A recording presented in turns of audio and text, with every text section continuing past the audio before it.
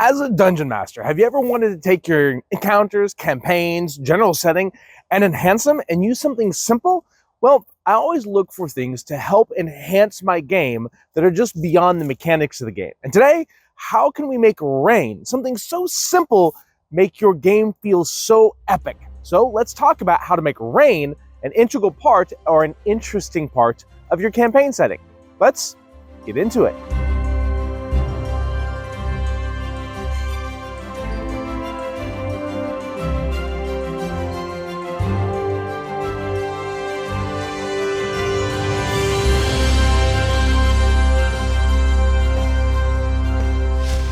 The first thing about rain in D&D is you should be using it. It can affect your campaigns, it can affect your encounters, but more importantly, there is a mechanical side of it. So the mechanical side of rain, number one, making difficult terrain.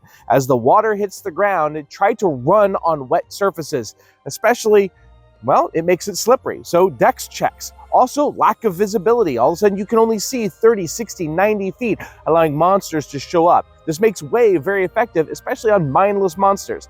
There's a mechanical aspect of rain that it can actually affect your game, such as difficult terrain, visibility, making things like holding onto your weapon's difficulty. If someone blocks an attack, make a dex check or the weapon slips from your hand.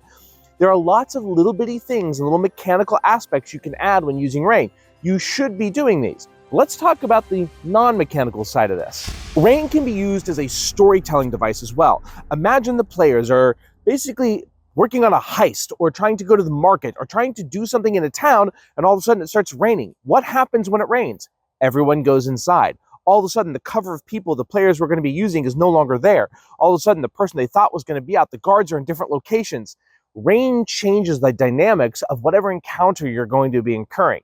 And so rain gives an amazing storytelling device by adding just something that's extra, just something that's little, and you as a dungeon master all of a sudden look like a genius because how did he plan for the rain?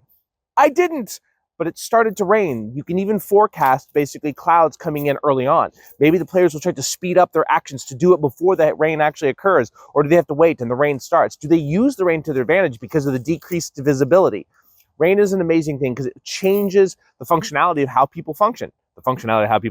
That changes the dynamics of the story. So I love to use rain for this sake as far as changing how and where people will go. People are hunkering down inside of inns. They may meet someone they wouldn't have met because they rush in from outside of the rain. Nobody likes to be wet, except for players, because we can use it as a mechanical advantage. I don't know about you, but I don't want to be out in the rain. Another thing rain can do for you in a Dungeons & Dragons campaign is change the terrain.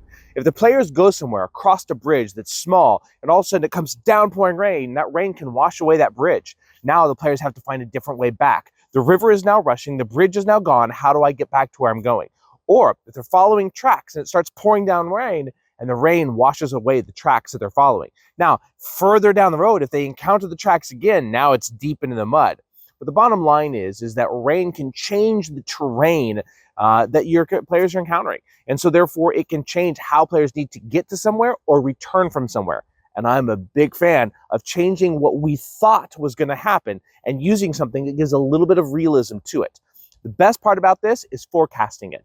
You could even say the storm is coming up on the horizon. The players know that that happens. The bridge they crossed was way too, well, rickety to withstand a good rainstorm. So how would you use rain to change the trajectory of your players? Another way that I love using rain, and I talked about this earlier, is difficult terrain.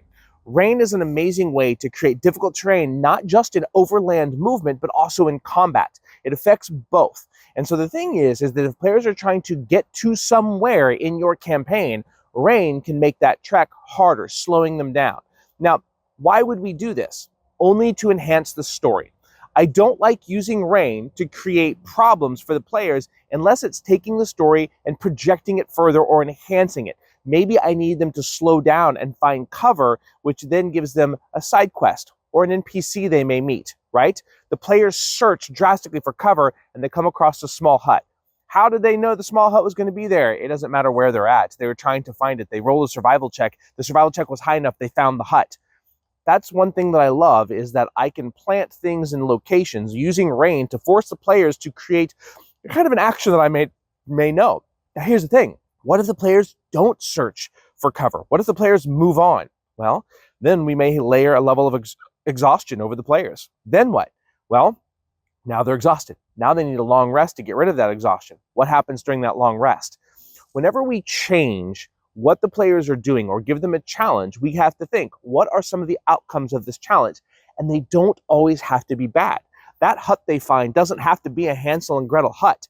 That hut may introduce them to an alchemist that actually will give them potions because they have a hatred for the duke that the players are going after, or the hag that's in the forest that's making the wildlife attack this poor alchemist.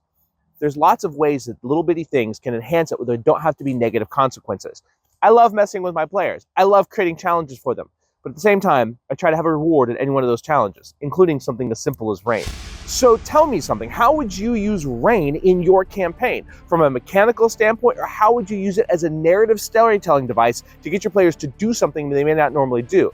And how would your players react to rain coming down on them? Would they just trudge through because, hey, we're players and the characters, well, just because they're miserable doesn't matter? Or would they respond to trying to find cover because the rain's coming down so hard? I'm curious how your game would handle this. And as always, guys, make sure you hit the like button, make sure you hit the subscribe button, and welcome to the wilderness, because I'll be shooting out here for even longer than I thought. And again, we will see you next time.